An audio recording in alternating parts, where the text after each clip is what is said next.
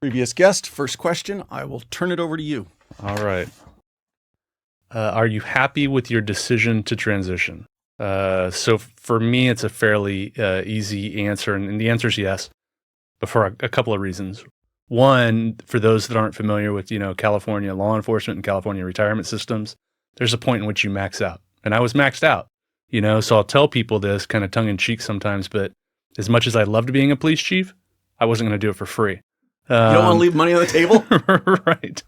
So it was easy. It was time. And not just that. It's obviously those that got into, life of service and as a first responder or in the military, we didn't do it for the money. We didn't do it to get rich because that certainly didn't happen. They all probably had a sense of purpose and service and those types of things. But now that I look back on it, and I probably didn't even realize it at the time or even as I was transitioning, it was time. After 29 years in law enforcement, after 5.5 years of being a police chief, especially in a state like California, which I'm sure we'll get into, it was time. It was time for me. And so I very, very happy about the decision. My wife is very happy about the decision. There's a lot less stress involved in my day-to-day now. So it couldn't be better. With all the way I'm going with this, so you were just shy of 30 years total? Just shy of 30 years total, yeah. So that would have been 2005 you came on? 95. 95. Yeah. But you were still just after the Rodney King riots. Yeah. But still close enough, though, to feel it a little bit when you came into law enforcement, I would imagine. Because I came on in 92 and literally rolled out of the academy to they rolled us out to do some perimeter protection on an unimportant building kind of deal. But I used to kind of joke because I came to the tail end of my career just after George Floyd. And it's like, I started my career with riots and I basically ended it. You were in the same boat. Yeah. So I graduated high school in 92. So I remember being impacted by that as a high school or recently graduated from high school. That's when I was trying to figure out what I wanted to do. Started going to junior college, started doing criminal justice classes, and kind of knew at that point that I wanted to get into law enforcement. So I was deciding to enter law enforcement at that time, oddly enough. Let's use that then as a pivot point. Where is hometown? Where'd you grow up?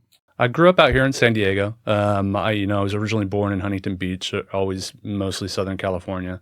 Kind of in a rural town in San Diego, East San Diego.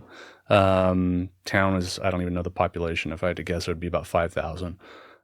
So went to elementary school there though. So I was there since 4th grade. So grew up there, elementary school, middle school, high school, etc. What brought your family south out of Huntington Beach? Well, first we moved north. To Northern California for a bit, and it was just work for my parents, and then we moved back down here. We knew some people that lived in the town that I grew up in. As a kid, what took up your time? Back then, I was thinking about this just recently because I often talk with my kids. I have a 19-year-old and a 15-year-old, and they're obviously growing up in very different worlds than I did. So it was, it wasn't. We were growing up and we grew up about the same time. It was that era of, video games, music, movies, like outside, right?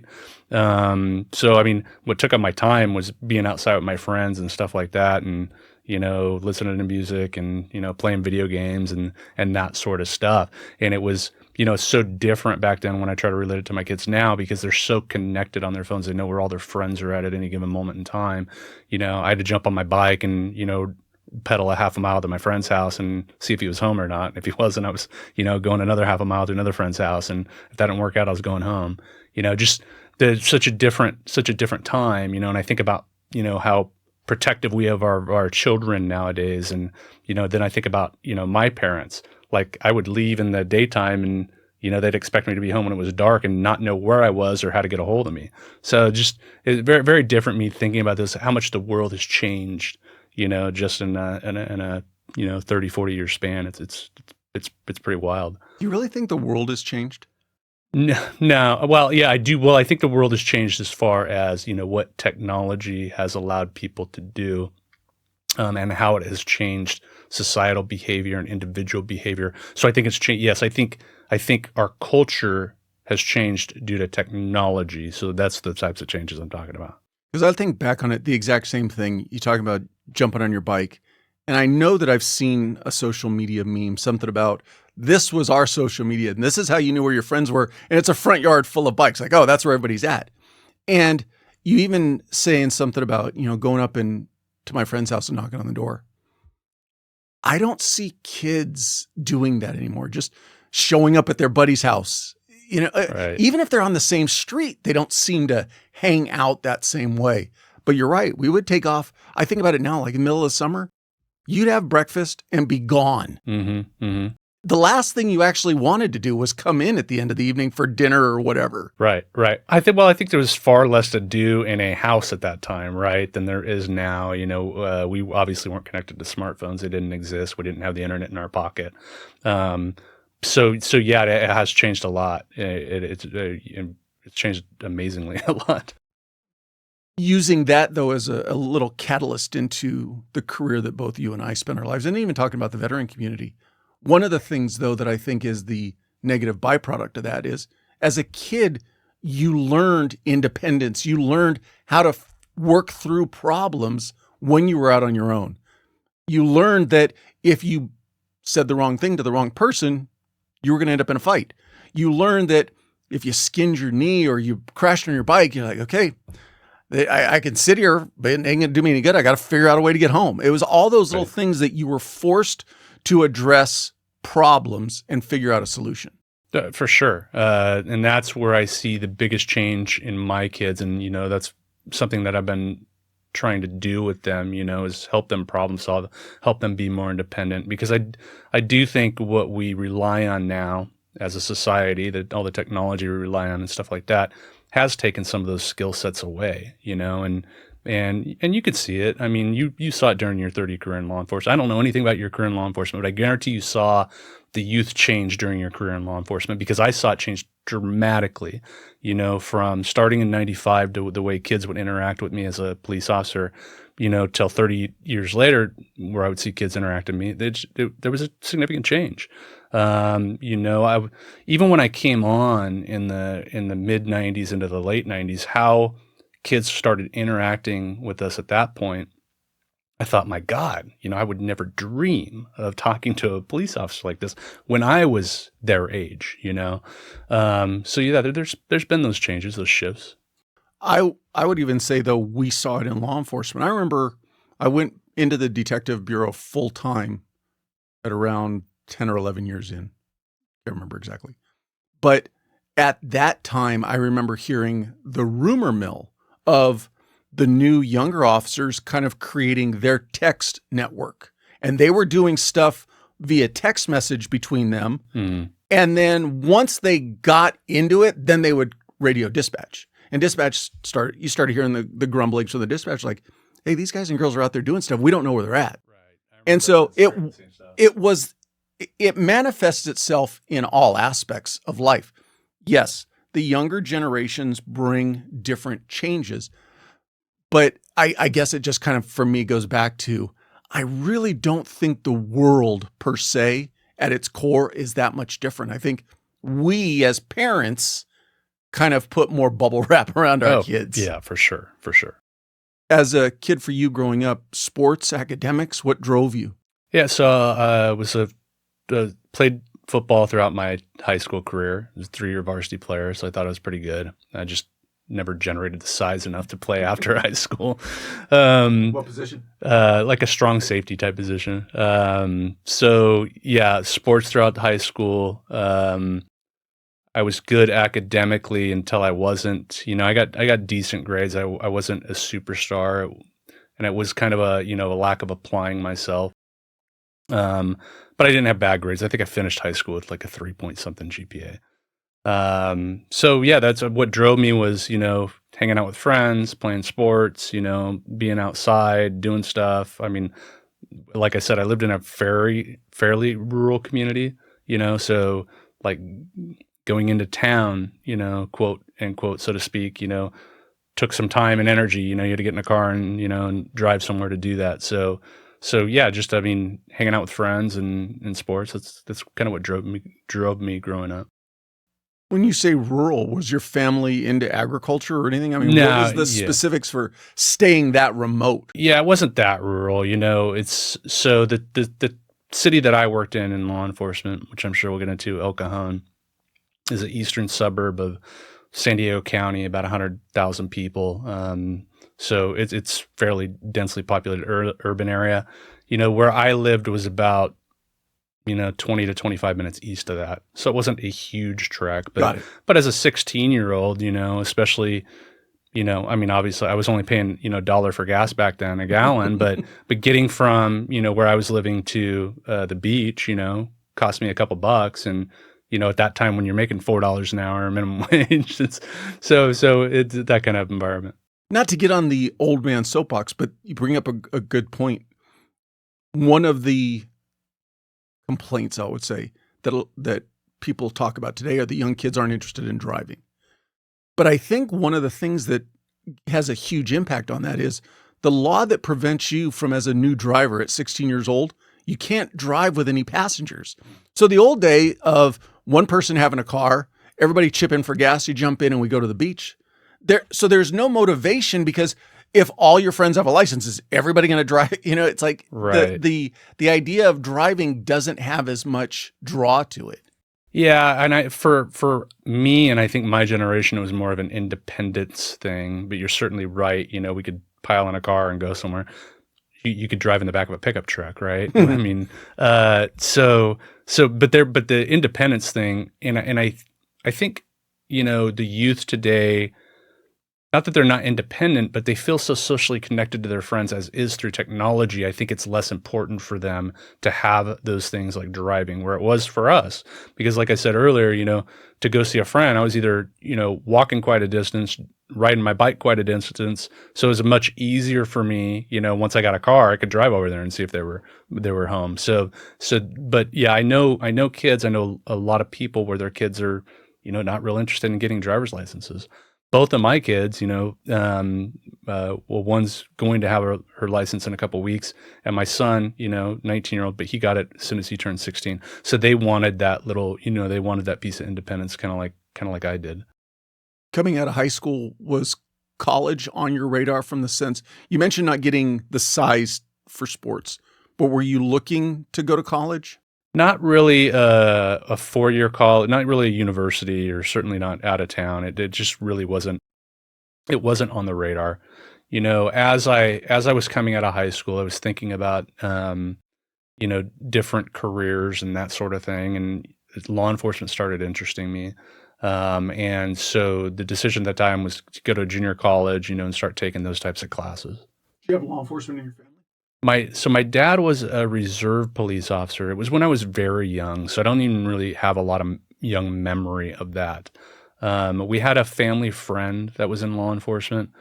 I would say the latest, in my life influence of law enforcement is when I was in football. One of the coaches, was a resident sheriff deputy, so I saw that.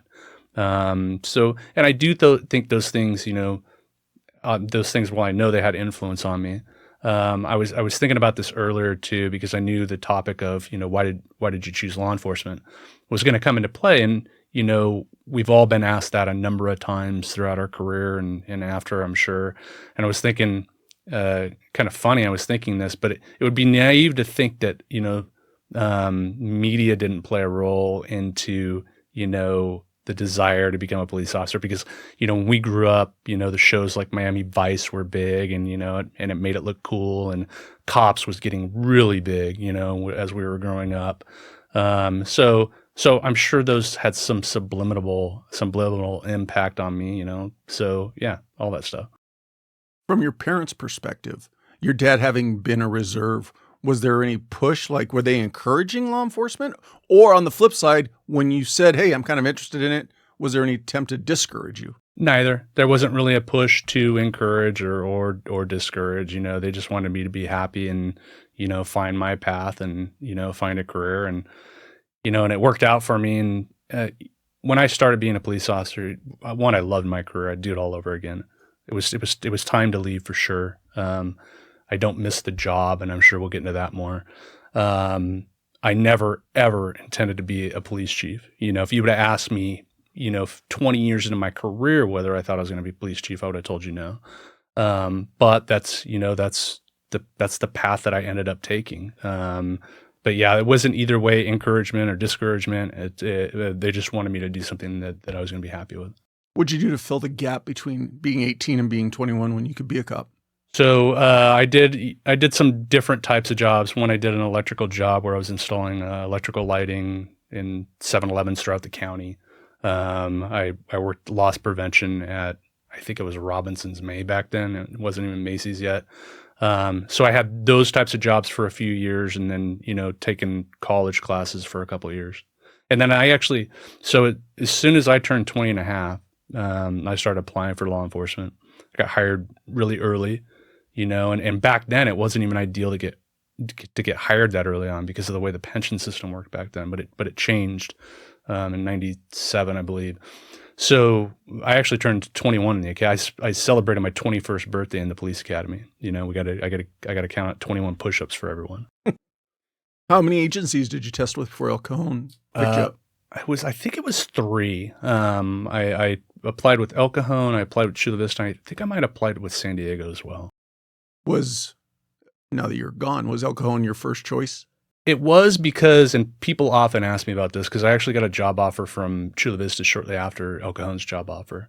And actually, Chula Vista paid more, like the whopping sum of $15 an hour back then, I believe. So yes, it was my first choice, but I think it was more of a comfort level for me. Again, growing up in kind of rural East County of San Diego, the city that I had the most familiarity with was certainly El Cajon. Because that was the first, main city to come into. So I was, I was familiar with the area. I was familiar with how the streets worked and stuff like that. And growing or coming into law enforcement, with pre-GPS, pre all this stuff, with the Thomas Map book and things like that. This October 28th and 29th, the Military Officers Association of America is bringing together 3,000 voices: military leaders, warfighters, veterans, and families at National Harbor in Maryland for their inaugural conference, Total Force Plus. This isn't just another military conference. It's a mission to advance solutions for our military and veteran community, including leadership development, quality of life, military transition, and maximizing the veterans' experience. It's all on the table. This is where the next generation of military solutions will be tackled, at the first and only military conference where people outrank everything. And because the mission is so important, MOA is making attendance free for those who are currently serving, the spouses of those currently serving, and all federal employees within the DoD and VA. Secure your seat now, as tickets are limited and offered on a first-come, first-served basis. Visit TotalForcePlus.org to see if you qualify for your free ticket and to register for the conference. So that was one of the hardest things, right? You get a hot call, you don't know where the location is, and you're flumming through the Thomas Brothers. It's stressful, right? You need to get there. I was just most familiar with that city, so it was the first choice. Agency-wise, in comparison, how did they, as far as size, what they offered between El Cajon and Chula Vista at that time? At that time, Chula Vista was bigger. They still are today. I don't think they hit their rapid growth yet, because Chula Vista went through a period of rapid growth when the housing market blew up, in the early 2000s. So they're quite a bit bigger now. I mean, they're 3 times bigger than El Cajon is now. They have the potential to be, 10 times bigger. But at that time, they were twice the size or less than twice the size, but they were still bigger. I've thought about that too, because my career started with a smaller organization for LA County, a smaller organization. And if I did have to say one of the things that I'll loosely call a regret, not starting my career at a bigger organization, because when you look back in hindsight of the opportunities that come with a bigger organization, once you were in, did you ever consider going to the SO, going to San Diego PD or anything to get a little bit more opportunities? I did. I mean, I think we certainly all thought about it, and you were exactly right. So I spent a lot of time, on our SWAT team but like most agencies that aren't enormous, most have part-time SWAT teams. It's an ancillary duty. You know, and I thought, well, how cool would it be to be full-time on a SWAT team, just to be able to train all day, you know, master your craft. So I certainly thought about it. You know, I thought about going to state DOJ at one point. I actually thought about looking at federal agencies at one point, but back then, I think the only, and I don't know how it is now, but I didn't have a degree back then. You know, I got my formal education really, really late in life. And I think the only federal agency that did not require a bachelor's degree was the U.S. Marshals. I don't know if it still is like that, but so I did think about it. I obviously never ended up going anywhere. I stayed with the Oakland Police Department for 29 years. And in hindsight, you know, I'm glad I did, you know. And I've had this conversation with a lot of potential applicants or people that I've hired over the years. And I'll be straight with them. Look, there's positives to big agencies, and there's positives to mid-sized agencies, and there's positives and negatives to small agencies. And I would kind of tell them my perspective on the three, you know, and let them draw their own conclusions and make their own choices. If you want a niche, if you want to stay in a niche like operational environment in law enforcement, you're gonna have to go to a very big agency to do that. But the vast, you know, experience that you gain from being in an agency my size or even smaller, you know, the different things you get to experience. I mean, I guess it's to the individual. What do they want out of their career? You mentioned that even into your 20-year mark, if somebody had asked you, hey, you're going to be the chief, that wasn't on my radar, was not part of my plan. But on the flip side of that, starting your career, did you have a plan for what you kind of wanted out of it? You know, I wanted to get into detectives. You know, I wanted to get into undercover work, which I ultimately ended up did. I wanted to, you know, be on our tactical team, which I ultimately was. So, I mean, I kind of checked the boxes, you know, fairly early on in my career of the things that I wanted to accomplish, so to speak. You know, I thought maybe I'd retire as a lieutenant, right? And I think that's just because I was young, you know, and most of the people I saw retiring with 30 years on were like, you know, sergeant, lieutenant, that type of thing. So I just thought, you know, based on my time on, I'm going to have to do other stuff. They're going to kick me out of these areas and go into others. So I thought I would naturally progress, you know, up to the level of sergeant or lieutenant or something like that. So that's kind of how I was thinking, just looking around the room. But yeah, because I'd done, and there's other stuff that I look back on my career now, and there's other stuff that I wish I could have done, you know, but I started taking promotional opportunities. You know, and you have to decide that, you know, especially when you're going through a career path and in public safety is, do I want to do this niche specialized thing, or there's this a promotional opportunity, or do I want to promote? And those will be decisions you have to make throughout your career. You know, and it worked out for me. On the flip side of that, though, from that smaller agency perspective, there is kind of this mindset, and to a degree it's true. And I put this on I remember when I started promoting, one of my questions that the chief asked me at the time was, what's your biggest failure in your career? And I developed this mindset early in my career that if I promoted, there were less opportunities for me in a small organization. Was that kind of a mindset of yours? Yeah, there certainly is. I mean, one of my favorite assignments was being on our SWAT team. Luckily, when I promoted to sergeant, there was a sergeant vacancy, so I just assumed that role. You know, in our agency and most, you know, mid-sized agencies are smaller. When you promote, you roll out of whatever unit you're in. So when I promoted to lieutenant, you know, I got kicked out of SWAT, and I was never able to go back, except, you know, as an operational captain. I was kind of that umbrella fell underneath me.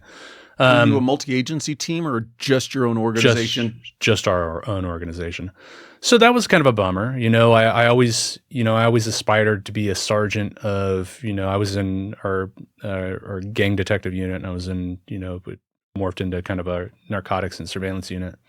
And I'd always aspired to be the sergeant of that unit, you know, and I never got that opportunity, just because of that. It was a timing issue. It never came up. So yeah, there were certainly opportunities that I wanted that never materialized.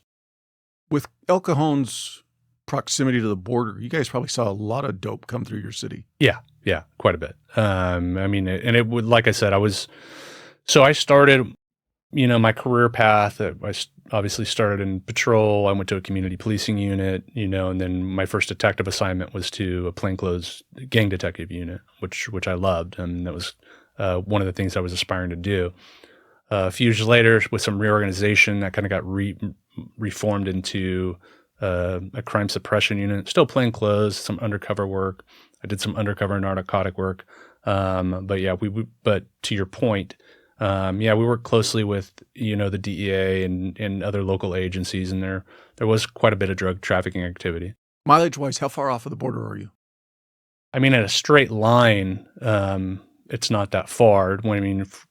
Through the various freeway trips you have to do there to get through a normal point of entry, it's probably 15 to 20 miles.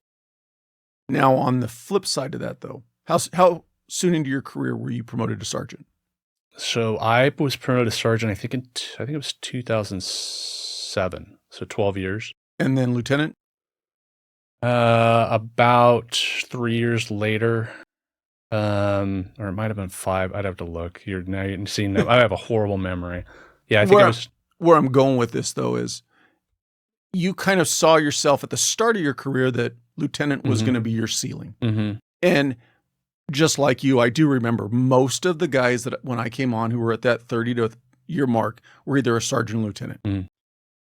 On the flip side to that, though, using that as the catalyst, when does advancing your education become important? It became important for me. I finished after lieutenant, the era that I came from, most people didn't have, university degrees. Certainly a vast majority didn't have advanced degrees, talking master's degree or higher. That's changed completely. A lot of the people I was interviewing, to become police officers over the last 10 years had master's degrees. It just formal education seemed like in our era, there wasn't a priority on it for our profession, and not that it shouldn't be, but it wasn't. So actually coming up through my career early on, I didn't really feel a need for it. Really one of the galvanizing factors for me to get my first degree is my kids were getting older. They were reaching high school age and I wanted them to go to college. So I went and got my degree because I don't want them to be able to say, well, you want me to go to college, but you never went to college. So that was probably a bigger reason for me than the work I was doing with the police department and what I think I needed at the time. Because I didn't finish my bachelor's degree until I want to say somewhere like around 2017, 2018, something like that. And then I finished my master's degree in 2023, and I was already the chief at that time. I didn't really need to, but I was extremely close to getting it. And I wanted to, it was one of the goals that I wanted to complete for myself. I look back at my life. So for me, like you, well, worse than you, did not apply myself at college or high school. So college was never on the radar from a grades perspective. It's not like my counselor was going, wow, you're a 4.0. What college? Combine that with my dad never encouraged college. Mm-hmm. My dad was literally first generation here. He was born in Italy. So for him, it was when you graduate high school, go get a job. Mm-hmm. And I was very fortunate because my organization, Glendora PD, they required a 2-year degree at the time to get on as an officer. So begrudgingly, I'm like, oh, okay, fine, I'll go get my 2-year degree. I got done with that and I thought I was done. And then just like you, when my kids came around, their mom had a bachelor's degree. I said, okay, let's mirror that. Mom and dad have bachelor's degrees. It shows the importance of education. And then from there, again, it was just opportunities. I had a friend of mine who said, hey, look at this college in New York. They've got this cool degree program. I said, okay, I'll get a second bachelor's degree. My agency paid for tuition reimbursement. And when I called that recruiter, they're like, well, you already have a bachelor's degree. What about a master's degree? I was like, I'm not a master's degree kind of person. So it's just those little things in life that push you along that I am fortunate today that I got through that, because then I was able to use it as a catalyst to become a teacher at the college level. So you just take the opportunities that come your way in life. For sure. As you progressed into your career, when you were at that lieutenant spot, was it somebody recommending it to you, starting to mentor you and kind of guide you into that? Or did you then go, okay, this is the new path that I want to go in, which would have been, I'm assuming, at least a captain spot before chief? Yeah, so I had great mentors throughout my career, officer to sergeant, sergeant to lieutenant, and lieutenant to captain, et cetera. And some of my mentors were part of my mentorship throughout that journey. I loved being a patrol sergeant. In fact, when people ask me now what my favorite job was, it was being a patrol sergeant. My favorite kind of operational job was being on SWAT or being a gang detective, but where I felt what I really liked and had impact, and where I felt I was having impact was a patrol sergeant. It was just a great job. Being a watch commander too was a fantastic job. So that's what I started. I think after I became a sergeant, I started looking at, okay, I'm having impact. I'm helping these younger cops out. I'm developing them into good cops. I have impact over the police department and the city and et cetera. So, and then looking at, when lieutenant came up, and it's like, okay, I can have a little bit more impact, on what direction the agency's going, how we're helping the people of this community, that type of stuff. So I think that's kind of where I pivoted after I became a supervisor, saying, okay, the more rank I can gain in the organization, the more influence I can have in the organization, and the more impact I can have, on the safety of the community. I think that's where the pivot happened. That analogy to me is probably the best example of what I enjoyed as I was promoting up. Once you make it to that first level of supervision, a sergeant, for me it was a supervising investigator, is you get the impact on the new younger officers or younger investigators. That to me was enjoyable. But then you make that next jump and you become the low end of upper management. And it's, to a degree, it's less about the individual investigator or the individual officer and improving the organization and actually having a say having a seat at the table to have a say, as opposed to just being amongst the rank and file and simply complaining. Yeah, having real say over policy direction and things like that, certainly impactful. One of the biggest transitions, I think, is going from sergeant, first line supervisor. You're just worried about your cops or your folks, which you should be. That should be your primary focus. Obviously you're loyal to the organization and you're going the direction that the head of the organization has set and their vision and everything else. But your primary loyalty lies with your people. You're responsible for them, to take care of them, to, in essence, shield them from outside factors, make them the most effective, people that they can be. And then when you get to lieutenant and above that, I think the loyalty switches a little bit more to the organization, where you're more involved in the organizational structure, the direction of the organization, everything else like you're talking about. Not that you don't care about people. You always care about people. I cared deeply about my people when I was the chief of police, but my role had changed. I was creating the policy and the direction of how we were going to serve our community. So you're right. When you reach that mid-management level, you start having more buy and say in that arena versus when I left being a patrol sergeant. When I was a first line supervisor, that was 90% of my attention was on, my folks and how can I make their lives better? How can I give them the tools that they need to be successful?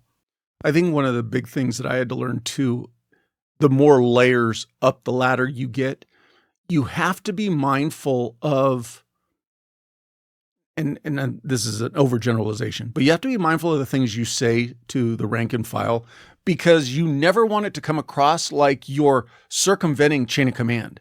So you want to be personable, you want to be about your people, but at the same token, if your involvement with them starts affecting the leadership structure, you have to be mindful of that. And so it does kind of, in a weird way, as you move up, remove you more and more from being part of the team. Yeah, and just hearing less, and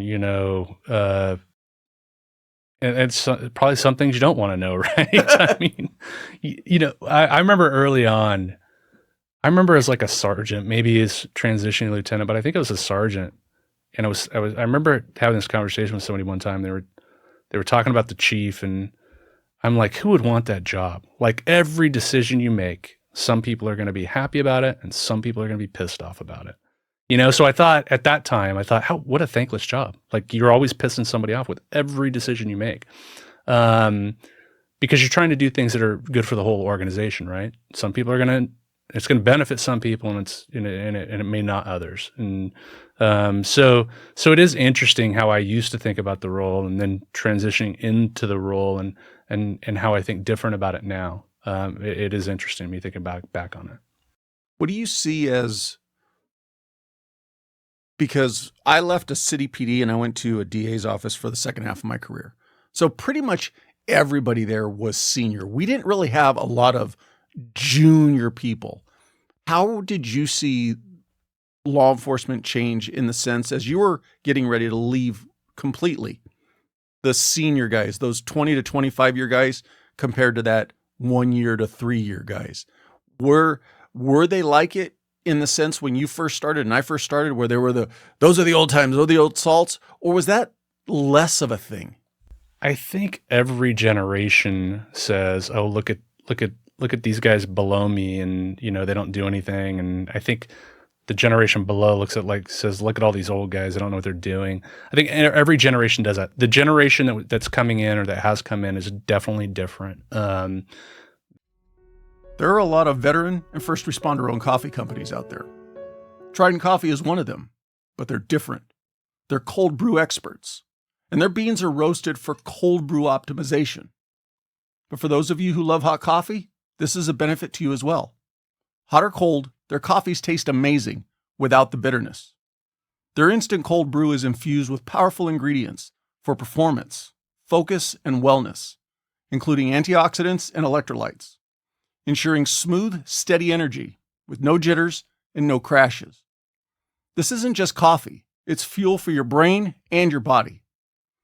Whatever your coffee needs, Trident has you covered. From a variety of great tasting roasted beans to their instant cold brew and nitro cold brew in a can for when you're on the go. However you drink it, Trident Coffee is coffee upgraded. Get yours now at tridentcoffee.com and use the promo code TDP15 for 15% off your purchase. Not good or bad. I'm just saying they're different. I think they're smarter. I think their critical decision making in some things is better in some aspects. What I noticed, so when I started, I just did what I was told. I did not question it, right? And it was very, paramilitaristic, command and control. That has changed. I think for the better, because I think our profession had to change, because of stuff that's happened. I think we're serving the community better now with that type of thinking of people asking questions. So the biggest change is people want to know why, which I don't have a problem with. If I'm making a decision, I want you to understand why, we're doing it. I don't want you to question it. Where it just, to me, at least in my experience, I never questioned anything because I was just doing what I was told. Go out there and do this, go out there and do that. I started to see, even not just as a chief, but as maybe even a lieutenant, certainly as a captain, the younger generation coming into this profession saying, "Well, why are we doing this?" Right? And it's a question I never had, but it's a valid question, right? We should be explaining why we're doing stuff. You certainly get better results when people understand why they're doing something. So I have seen those changes, but I do think those generational gaps. There's always going to be, look at these old guys, and look at these young guys. In 50 years, they're going to have this conversation again, and it'll probably be the same. Because we change. We were talking about our upbringing early on. We grew up entirely differently, than the current generation grew up. So of course they're going to have different personalities and different perspectives about things. They're looking at stuff through a different lens than we did. Our upbringings were very different. It's expected. For me, I always tend to look at it through a nostalgic eye in the sense that I don't care if it was 50 years ago, if it was the old West days, the basics of law enforcement are always going to be the same. You're out there to keep the peace and enforce the law. 100%. It is your job to know your area, know your beat, know what is out of the norm, and address the situation. That is, I really don't see that ever changing. The tools and techniques that you get to do it are obviously going to change. The other thing too is, and I've used this analogy, yes, when you and I first started, it was very much, if you're going to have an opinion, I'm thinking like an FTO. If you're going to have an opinion, I'll tell you what your opinion is. Right. Just sit in the back, keep your mouth shut. But on the flip side of that, all this younger generation is that 20-year salt who's got the confidence to ask why today. Mm-hmm. Because I guarantee you, if you walked into a briefing room and told some of your senior guys, hey, this is what we're going to do, some of them are going to go, that seems stupid. Why are we doing that? Yeah. But they feel that they've earned the right because they've got time on to go, why? Mm-hmm. All the younger generation is just going, why? And right. I think that's a very good thing about the younger generation. Yeah, that's a good way to look at it. I didn't think about it like that. Along those lines, so now you're chief. I say the community of law enforcement last few years has been talking about recruitment and retention because there's less young men and women who seem to want to be coming into the career. What do you think is going to change that? Time is going to be the main thing that we need. So policing was vilified, starting the summer of 2020, through 2022. As a society, we vilified policing. So I think we turned off an entire generation of people that want to be police officers, which is bad if you call 911 and want somebody to show up and to help you. So I think it is going to take some time. Our recruitment, as well as everybody's throughout the nation, as we know now, went through the floor. But I'll give you an idea about our agency. So an agency our size, we went back and did a 3-year look once we started seeing a recruitment problem. We went back 3 years before COVID. And I use COVID because everybody knows what that time frame is, but it was really, the George Floyd summer riots and the vilification of policing that happened after. So prior to that, for a 3-year period, we would average, I think the average number that we came up with was 250 per recruitment. Sometimes it'd be 200, but sometimes it would be 400. For the 18 months that we started tracking it immediately after that, we weren't even passing 60. So a 4x negative, multiplier in recruitment numbers immediately. And it's never come back. I think when I left, I think we hit 90. We track it in a different way now because we have to do constant recruitments now. We were doing recruitments, 3 times a year because there's only 3 academies a year. Well, now there was 4 or 5 because they have to, and the academies don't even really have the capacity to fill what we've lost, which that's going to be figured out sometime in the near term. And so I think it's going to take time and it's going to take, positive messaging, because of the negative messaging filled the heads of probably potential recruits for the better part of 2 years. So, we do have a little bit of time gap now. So this is what I think. I think we broke it, in a year or 18 months. I think we broke the system and it's going to take, a decade to fix completely. Because young kids coming up that thinking, hey, I want to be in law enforcement. And then every night on the news, they're seeing, law enforcement officers being berated by politicians and musicians and actors and having bottles and bricks thrown at them. And then we're shocked that they don't want to get into law enforcement now. It was a dark mark, I think on American history of how we did not stand by police officers doing their jobs, for a period of time.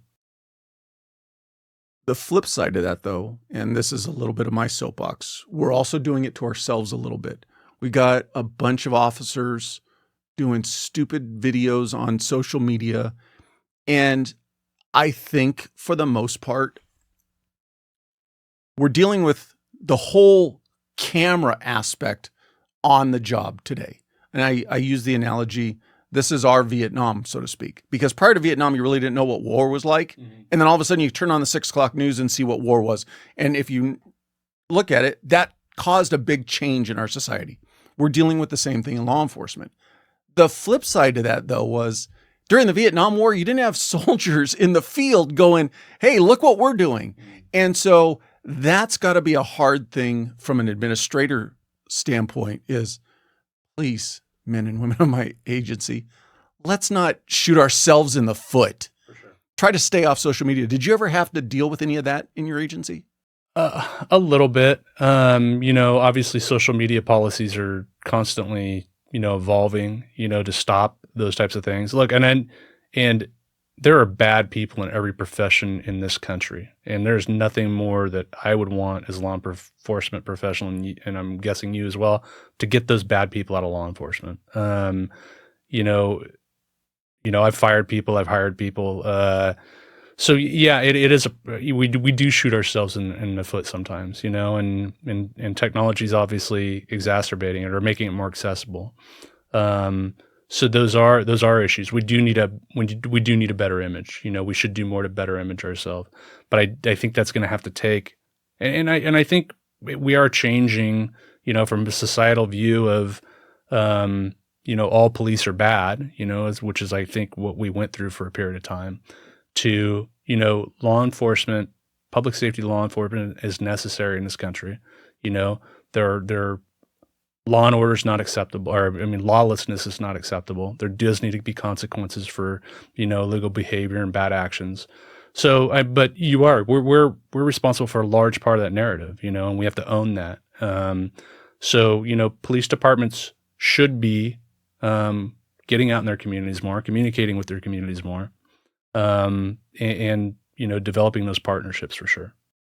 I think, unfortunately, and this could be a very overgeneralized statement, I just don't see the same drive for service as it was when you and I were growing up. Not necessarily that anybody was pounding in my head, you should go be a cop, but I think as a society as a whole, there was a little bit more expected of service to your community.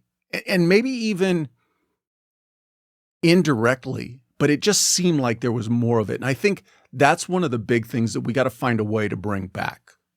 Yeah, and I want to say I've seen that across, all walks of life. So yeah, that is, I know exactly what you're talking about.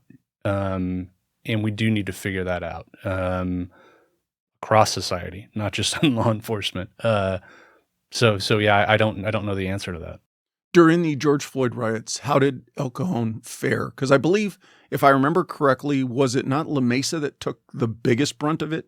Yeah, so La Mesa is a sister city. There was some significant, protesting, rioting type behavior in another sister city. So yeah, I kind of, one, we were prepared and we were very proactive with things. And because what we had dealt with is we had a controversial shooting in 2016. Where there was large scale rioting for a couple of weeks that actually trailed off into months. So we had experience with it as an agency just a few years before, and that was one of the hardest parts for me because I was a captain at the time and I saw the toll that took on our officers, and we lost officers quite frankly out of it. Left the career in 2016. So when it came back in 2020. 12 on, 12 off, frontline work, I was very concerned about, the health and welfare, mental health welfare of the officers. So I was very cognizant of that. Like you had said, I think, we didn't see the brunt of what some of our other cities saw.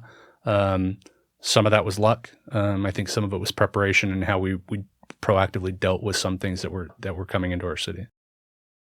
You hit on an important point. We're seeing a significant uptick in the number of suicides in the first responder community. Anything from your organization, either that you implemented or was already in place, that you think is really helping El Cajon? Yeah, we have a lot of programs. I had an officer commit suicide while I was a chief, and that was a difficult thing. We have peer support, does really well. We have a chaplain that is really well liked in the organization. We have a bunch of EAP, resources available through the city. One of the biggest things that I think are after action debriefs, critical incident debriefing, which we have not done as a profession very well. The first time I can remember us doing one as a profession was we had an officer shot in the early 2000s. That was the first time we really brought everybody in to kind of do a structured critical incident debrief with, licensed therapist type people. Prior to that, we didn't, I I dealt, I know you did too. We dealt with a lot of stuff early in our career. It wasn't even, we didn't talk about mental health at all. It just wasn't brought up. It wasn't a subject, So I think we do really well now culturally. Now we've come along. So I see how far we've come in 30 years. We have a long way to go, but we've come a very, very long way, because when I started, it wasn't even a topic of conversation, when we were dealing with these events. It was very much suck it up, move on to the next call. Exactly. So when we have a critical event, we stop and we pull those people aside and we do a critical incident debriefing with them. We've even started rolling folks in that, and then we've grown too over the decades, right? So when we started doing it with officers, we weren't doing it with dispatchers. Well, I remember we had one dispatcher that dealt with 2 OISs like in a 72-hour period. That is stressful for a dispatcher, So after that, we started bringing dispatchers into it as well, so they could decompress. Crime scene people. I mean, everybody, that's affected or impacted by an event, we started bringing in. So I think that's the biggest thing is bringing in those critical incident debriefers, to provide some relief when the event occurs. Dispatchers are in a unique position, and I don't think that, or at least I look back, because I actually was a dispatcher for a short time before I became an officer, and then as an officer, they're like, oh, you're dispatch trained, so you're going to cover the desk this shift. But one of the things I think back on, and I remember frequently, is somebody calls 911. I don't care what it is. Somebody tried to break in the house, a domestic violence case. You sit on the phone with that person the 2 or 3 minutes till officers get there. And even it maybe doesn't rise to the level of somebody dying, but you've got a person who is in absolute fear. And you're doing all you can to try to keep them calm, try to get the information, because the officers are banging the radio going, I need this, I need that.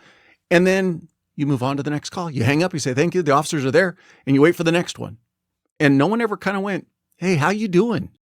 Right. I think it's one of the most difficult jobs in policing. And the other thing that really impacts them is they don't get the closure that officers get, right? When an officer responds to something in the field or an event occurs in the field, there is some type of closure to that event for them. They're just seeing it with their own eyes or experiencing it with their own senses.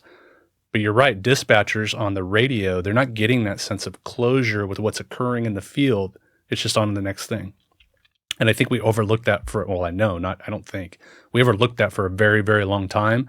And I think just now, police departments are starting to get that and offering more, aid and assistance to those people that are doing those difficult jobs, to help them, just like we're helping the officers now. Once you were a chief, and the thing that I don't think a lot of people really stop and think about your role as a chief, as the sheriff, is you're now in a direct working relationship with the management of the city, your city council, your mayor, your city manager. Were you fortunate enough to work for and with a group that was supportive of the police department? Yeah, I was, for sure. My city manager was fantastic. He's a great mentor to me. The council, the mayor was super supportive. So I was very blessed in that regard, in that I had that support, from my elected officials, from my direct, supervisor, who's the city manager. So I was very lucky. As far as any of the ranks, you said that you enjoyed the most as a patrol sergeant. Which rank did you like the least? Oh, geez, that's a great question. Gosh,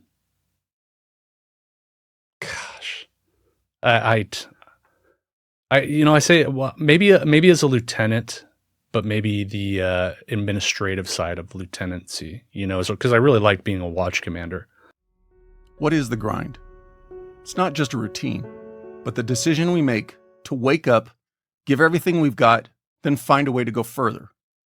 Grind, spelt GRND, is more than a brand. It's a movement, an emotion we all feel connected to as we work daily to pursue our goals and support each other.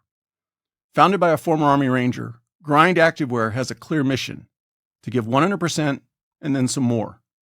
In sport, fitness, and in life.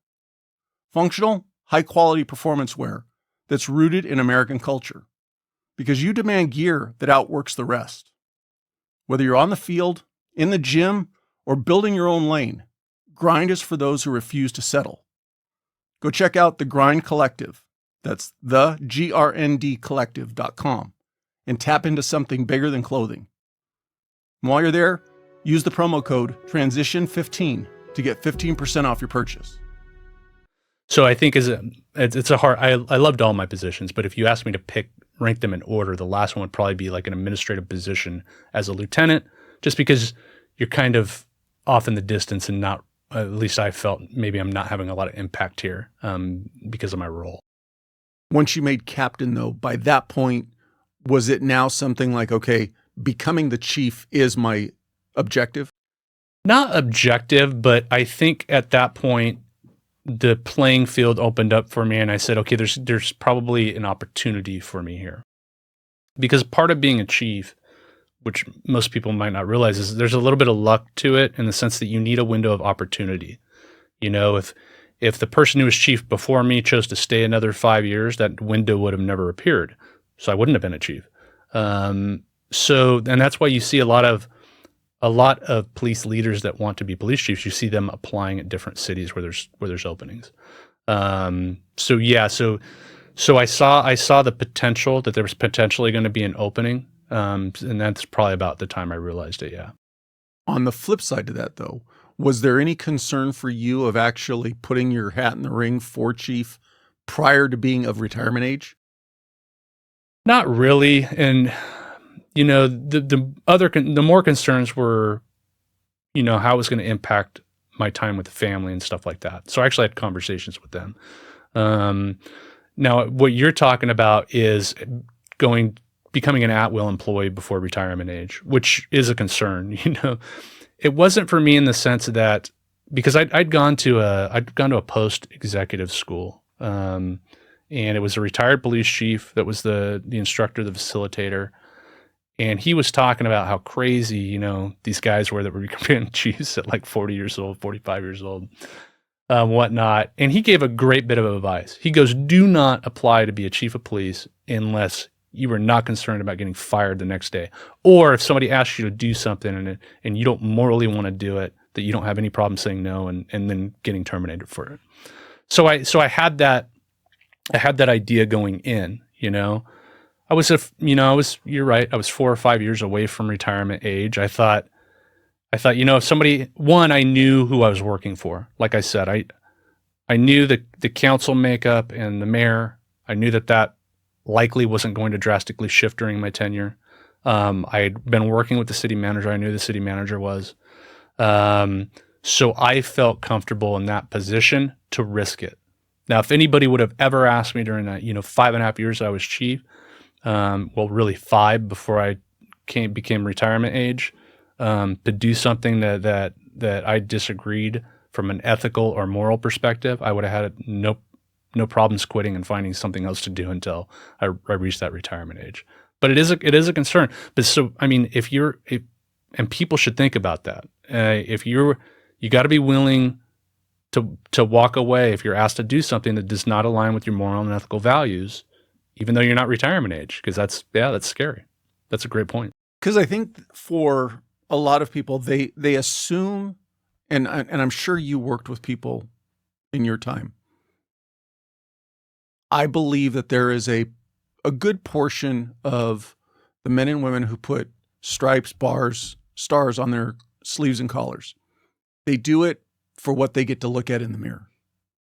Not about the organization, not about the people they work for. Like it or not, that's my opinion. And I worked with some of those people. I worked with good sergeants and lieutenants, bad sergeants and lieutenants. And you compound that now by somebody who's young and even if they're mentored into that spot, they get to the very top, you are an at-will employee. And if you've got a duration that's going to be considered long, you don't know if the city council or the demographics of the management of the city is going to change in your tenure. And so it is that teeter-totter, because if you want to be a good chief, a good sheriff who is about the organization, about their people, like you just said, there may come that point in time where you have to stand up to your boss. county board of supervisors, the city manager, whoever it is. And if you're not of age to where you can retire, to where you're without a job, it's easy for people to see the perception that, well, you're just going to make a decision that's going to save your career. Right. Yeah. It may not always be true. Yeah. And so it's a really awkward situation that I don't think a lot of people really think about in the grand scheme of what it's like to say, hey, I want to be the chief, and I am an at-will employee. Yeah, no, it's definitely something to think about, especially if there's anybody listening to this that's thinking about being a police chief under 50. And I felt comfortable for those reasons that I stated. And also, I had a good enough reputation by that time in the county that I probably felt pretty confident that I could get a job at any agency in the county. Even if I had to start at being an officer, at least it gives me a job with a paycheck, until I can reach retirement age or whatnot. So all those factors played into it. But I was told early on, before I was even really thinking about being a chief, like I said it was some executive post school, and he gave good advice. He said, like I said, if you're not willing to walk away, then don't apply to be a police chief when you're at the age of 50. Taking it to the other side, though, of you're now of retirement age, was there ever the thought of, I enjoy running an organization, let me retire and go to a different retirement system organization?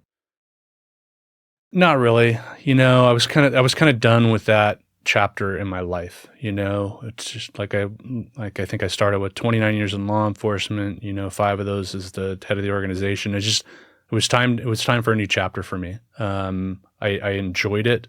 And when people ask me if I miss it, which is often a common question when you leave, I don't miss the work. I miss the people, miss the camaraderie, I miss the culture. But I don't miss the work of being a police chief. So it didn't really cross my mind, to be honest with you. How was that first day after retirement? It was weird. It was. So we actually flew out of the country. We went to Cancun and spent New Year's in Cancun. So I retired on the 17th. My last day on the books was like the 30th. We spent New Year's in Cancun. So really my first day was the 18th, but I was still on the books, So that first couple of weeks, it feels like a vacation, Then we actually were on vacation for New Year's. Then you come back, and that's really where, it starts what your life is now starts to settle in. My son was home from college for Christmas break. My daughter was home from high school for Christmas break. So, and then after that, then they both went back, so now they're back in high school and back at college. So now it's just me and my wife at home. So I think that's when it really started, and I had actually started looking at potential employment pre-retirement. But then as it got closer, there was tremendous stress, in retirement in those last few weeks I was there. We were going on vacation, that kind of stuff. So kind of like a month out, I decided, okay, I'm not going to even think about, post-retirement work for a month, until I get back, until I get like a week or so under my feet and that type of stuff. So you didn't actually have something solid lined up when you shut it down? Yeah, nope. And so, that week, then I started thinking, okay, what am I going to do now? So, my wife's working every day, and, both my kids are in school. One's at home, but going to high school. The other's out of state and in college. So that's when it started being like, okay, I'm going to have to do, and I always knew I was going to have to do something. I don't have enough hobbies to, take up 40 hours of time. There's only so many, to-dos at home. And I still wanted to work, I felt relatively young. I started really young. I mean, when you tell people you can retire at 50, most people around this country, it blows their mind, So I definitely knew I wanted to do something. But it was a weird transition. I want to keep going down that route, but I want to pull back real quick, going back a little bit to the health and wellness. As far as your career, so almost 30 years, did you make a conscious effort on your own to separate yourself when you weren't working and really getting that work-life balance before it had a name, work-life balance? For me, what I try to do is again, I started in an era where mental health was not even mentioned anywhere, in shift meeting or after critical incidents or stuff like that. I'm not saying this is the right way to do it, but what I used to do is I used to try to compartmentalize things. Work was work, my private life was my private life. And it actually became an issue, between me and my wife. She used to think that I was not sharing enough, and she'll tell you to that day, we would have arguments about it. Like, you don't share with me like what happens at work. And I get it. And, so I tried to share more with her as I was chief. She would probably disagree if she was with us here right now, because I would always have to make a conscious effort to do it, because by nature I would try to compartmentalize, work and home life as separate stuff. So that's how I always try to deal with it. And that's, when we talk about, transitioning into other work, I'll talk about how I had to build a home office, like detached from my home, because I needed that feeling of leaving, to go do some type of work. So that was just me. That's me personally. I compartmentalize stuff, but I did that's how I tried to have a work-life balance. It didn't always work out great. I'm sure there's more healthier ways to deal with those, but with my upbringing, so to speak, from the profession, that's what I grew into. And, 20 years in, I'm not sure that I could change on the fly into something else. The reason why I asked that is I still, again, with the nostalgic eye, I'm sure when you started, like when I started, there was still shift choir practice. Mm-hmm. And from what I'm hearing, and this is just across the board, because I've even heard studies on this in general, alcohol consumption is down across the board with most young men and women. Mm-hmm. It makes me wonder, it's like, I like the fact that today's young officers are more about, when my shift's done, I go home. That's just a job that I do, which I think is the best attitude to have. But at the same token, there's a little part of me that goes, but some of the most fun we ever had was after shift, getting together, drinking, whatever it was. So I just, from a nostalgic eye, I wonder what you saw with your organization in the shift of mindset. Same. And I almost think it goes back to some of the things we were talking to. I think that was part of our decompression back then, because we didn't have the tools that they have now. We didn't have the mindset that they have now. So they don't need that decompress. We needed it because we didn't have anything else, I think. Because I have thought about this a lot, because you're right. They don't do that. And it's a lot healthier lifestyle for them, with what they're doing. There's going to be no fun stories at the retirement parties, though. Right. So I think we really used that as our critical incident debriefing ad hoc, with cocktails involved. But so yeah, I think they have more tools, more resources, and they're taking a healthier path. They've dealt with that stuff, so they can just go home, and enjoy that work-life separation, which is fantastic. It's fantastic for the profession, because as fun as some of those things were that we used to do, they probably weren't the healthiest. They weren't the smartest, right? And probably could get you in a lot of trouble today, right? And thank God we didn't have cell phones with cameras. Yes. You're a month out of retirement. You finally start, okay, I got to get serious about finding work. Where'd you kind of start targeting, and did you have an idea what you wanted to do?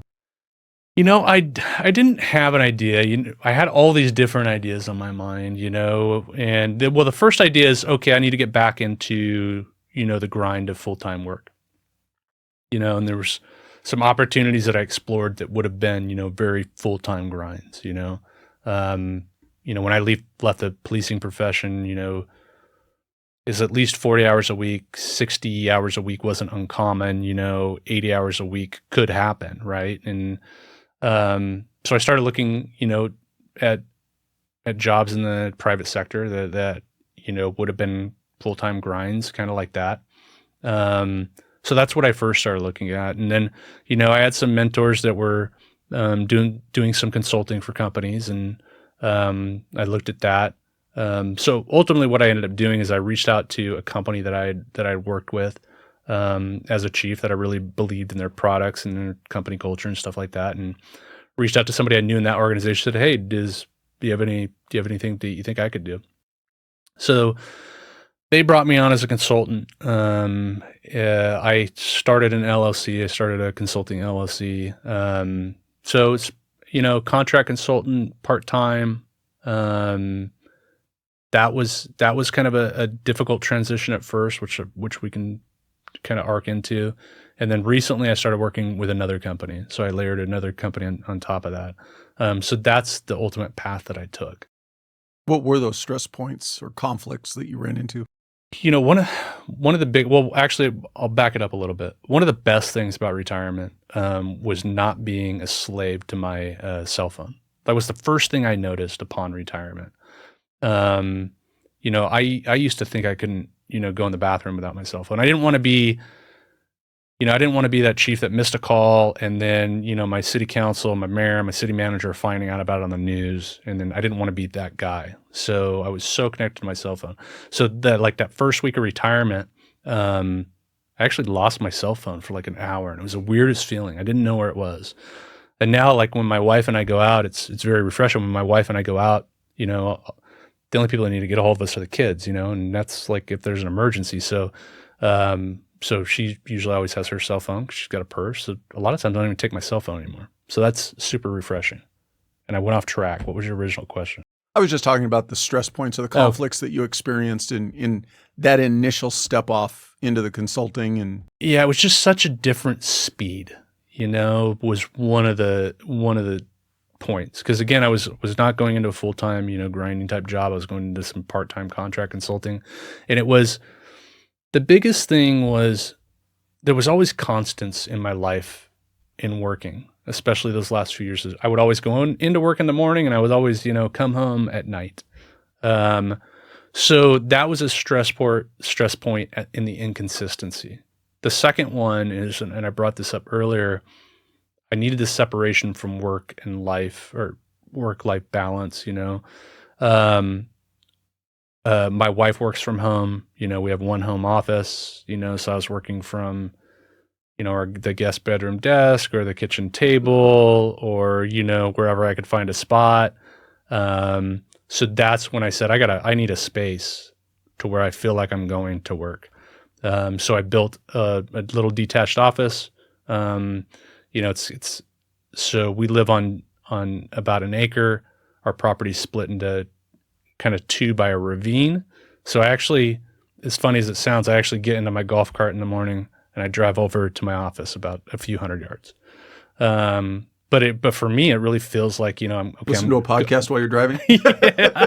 So for me, it's like, hey, I'm going to work, and so just those stressors of, being in the house, trying to do stuff, working from the kitchen table, and so those types of things. Nothing major, but just little things that I wouldn't have thought about before. The biggest one going from, I don't want to say my job was consistent. It never was in law enforcement. Every day was different. But the consistencies were I would always get up in the morning and go to work, and I would always come home at the end of the night. And that consistency was gone. So that was a big change to me. And, after being used to that thing for 30 years of going to work and coming home, that's a big shift, so that was a big pain point.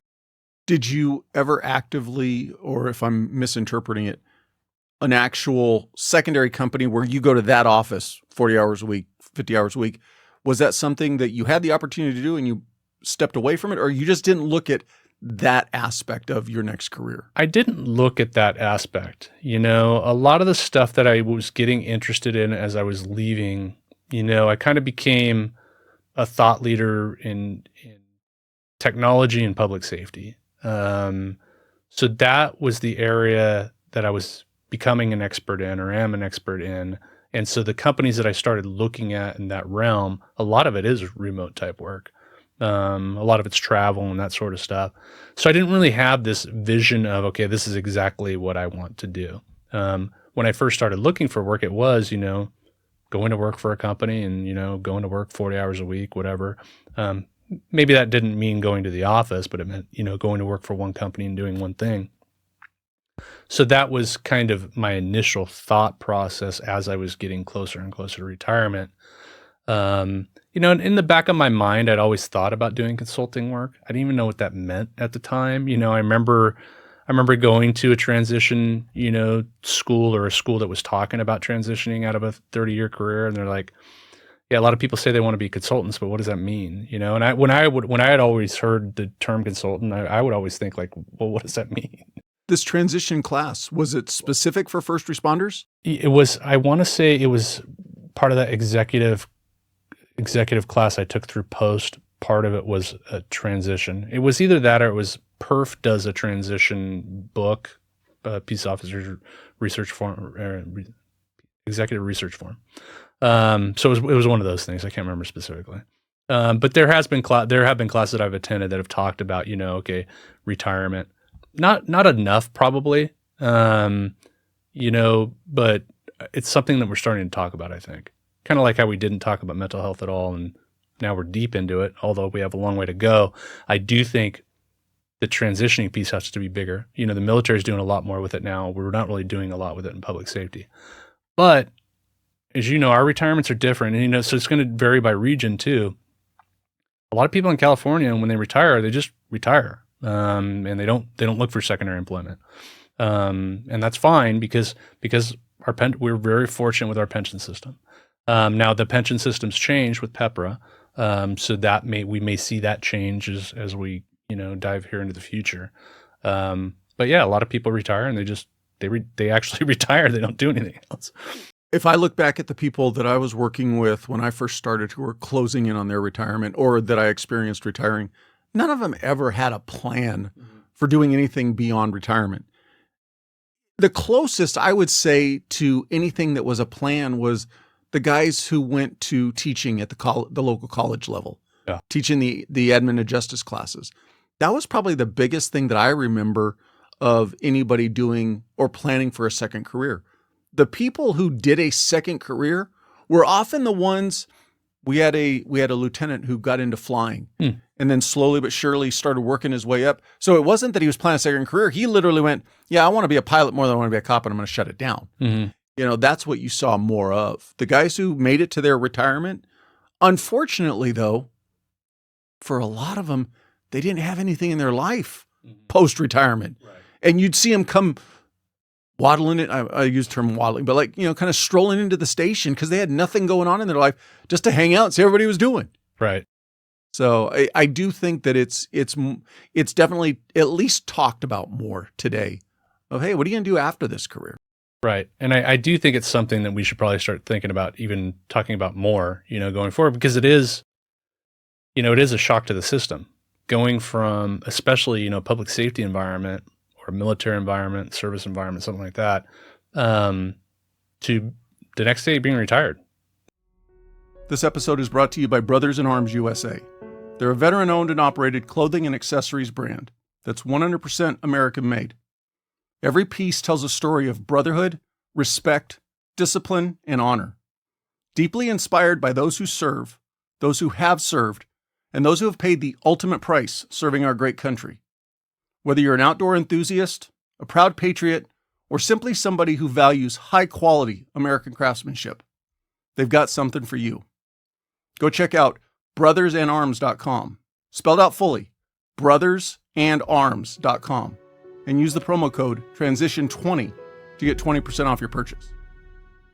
And, you know, a lot of people, unfortunately, I think in our professions, you know, their profession is their identity to some degree. And if they don't have a plan after that, that could be very, you know, damaging to them. So those folks, they need some extra, you know, help. And okay, let's figure out a plan for you after. If you want to be retired, that's great. But like, what hobbies do you want to do? And, you know, what are you going to do with your time? Because what you don't realize is you're going to have a lot of you're working 40 hours a week. Next week, you're not working any. So you're going to have a lot of time on your hands. So, I mean, just having the conversation about like, what's your plan? I don't think you need this. I mean, although it would be good if you want to work post-retirement coming out of a public safety career, you should start thinking about it, you know, well in advance of your retirement about what you want to do. You know, we're very fortunate, we're very fortunate with our retirements where you can pick like a passion project, something that you're passionate about, you know, and something that you really care about, and, you know, and turn that into a job, a career. Something I just thought about, and I've ironically enough, never thought about it this way. Again, one of the benefits that the younger generation is bringing into these careers, and I'm sure you experience this, this doesn't define them. And so if they get 5 or 10 years into these careers, where for you and I, at a 10-year mark, you're like, I ain't leaving this. I'm not starting back over anywhere. At 10 years, they'll walk away, which I still honestly, in my heart, believe that is the best thing, because we've worked with people who at the 10-year mark, they were done with being in law enforcement. Right. Light just went off. Yeah. Check that. Well, we had a little lighting issue, so I'll have to figure that out after the recording's over. But basically, I do think that one of the positives that the younger generation has brought to these careers is if today or tomorrow it no longer feeds your heart and it's not really what you want to do, it's okay to start over and go find something else, as opposed to, man, I'm just going to slug it out till I get to my 30-year mark. And you become just that grumpy, like you're working with people like, just go home. Right. No, you're absolutely right. And they are. I mean, I see. So, the norm in my generation of policing was you went to an agency and you stayed your whole career at that one agency. That was kind of the norm. The outlier was, going to a different agency. The extreme outlier was leaving the profession and going to a different career, but it's fairly normalized now. I mean, they're not afraid to, or they have a lot of courage too, because, I've talked to some officers that tried it, for a couple of years and they didn't like it. They're like, this isn't for me. Which that takes a lot of courage to do. And I 100%. I have a ton of respect for somebody that does that. If it's not for you, it's not for you. But you're right. They're comfortable transitioning to other departments. They're comfortable transitioning to other careers. So I do think, the stuff that we're talking about here today, the pain point and pressure points in transitioning, they probably will be less for that generation of officer, just because I think they have a different lens they're looking through. In closing it out, any pieces of advice that you would impart? I'd actually like to give you 2 opportunities. Having risen all the way to the level of chief, any advice you would have for somebody who's got that on their radar and what they could do to prepare? And then 2-part question and transition advice, but if you want to focus on that one first. Yeah, it's just, if you want to be a chief of police, I hope you're doing it for the right reasons, right? So, I mean, I'll often, I interview a lot. I interview every police officer we hire. In fact, I think they looked at it over the last 5 years. I hired 60 or 70 police officers or something like that, which is a lot for an agency our size. And some police officers I would interview, 20 years old, 22 years old, whatever, young kids, not a lot of work experience, not a lot of life experience. Sometime during the interview, I'd ask them like, well, what do you want to do? And someone would say, I want to be the chief of police. And I'd be like, why? Like, you don't even know what that means, right? So how do you know that that's what you want to do? So I would think that if you're saying it at that age, you're probably, the reasoning might not be in the right spot. It's such a delicate balance. And the reason I stayed in the kind of the field that I'm in is so I still have those touch points with, police officers, because I love cops, and I want to be around them and, still have interactions with them. But it's a delicate balance of being a police chief, because you're balancing, the needs of the community, the needs of the police officers, and the needs of, your elected officials and your boss together. So, one, it's a fantastic job. I had a fantastic career. I would do it all over again. So I would just do it for the right reasons. Do it because you want your community to be safe. You do it because you want to take care of your police officers, and do it because you want to, support the vision of your elected officials. And it's got to be all of those things. It's not an easy job, but it's very rewarding. To be able to say that you run an organization that's keeping 100,000 people safe. That's a big thing. It's a lot of responsibility. So I would say take it with the responsibility that it deserves. For me, I would say that as long as, and I like this, I've seen this saying before, and I think it's attributed to Richard Branson, is train and teach your people to be able to leave your organization and thrive, but make your organization so well or so good that they don't want to leave. And that's where I think you hit the nail on the head. if you want to achieve the rank of senior leadership, even at the highest level, always remember it's the men and women who are working for you that's the most important thing, as opposed to what it's doing for you per se. Mm-hmm.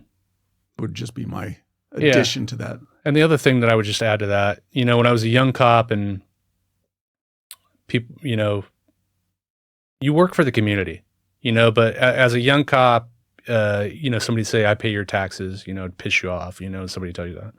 But it's quite literally true. I would try to impart that on my entire staff is, usually I would give, I would address everybody in this room that's kind of elevated in our station so you can kind of see the valley floor of the city that we work in. And I'd say, we work, for the 100,000 people are out there. We're in charge of protecting them. That's what they've hired us to do. So, we always have to keep that in mind. The big picture is our job is to keep that community safe. And that's what they're paying us for. That's what they've hired us to do. So and we've sworn an oath to do that. That's the social agreement that we have with them. So never forget that aspect. We're here to serve the community. And that's what we signed up for. That's what we always swore an oath to. So uphold the Constitution, and to provide the public safety that the communities that hire us need. Do you have a long-term vision for yourself? I like, playing it by ear. It's kind of fun. I don't know what that I don't know.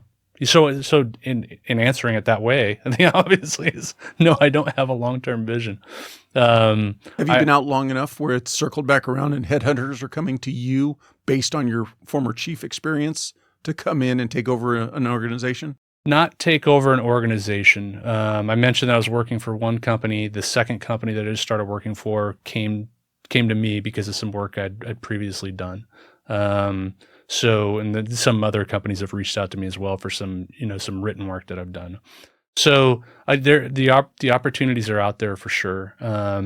So I don't have a long-term goal, but I enjoy what I'm doing right now and going from there. I appreciate your time. Thank you for sharing your story. Thank you. All the best going forward. Thanks, Paul. As always, thank you for listening or watching the episode. If you have any comments or questions, feel free to reach out on social media or send me an email. The links are all in the show notes. I'd love to hear from you. Also, if you're not already, please follow the podcast on whatever platform you get your podcasts. You can also subscribe on YouTube. And if you would, please leave me a rating. Ratings do two things. You can tell me what I need to fix or improve, and the more ratings also gets the podcast recommended to more people. Another ask, please share the podcast with anyone you think could benefit from and enjoy it. And last, don't forget, sign up for the newsletter.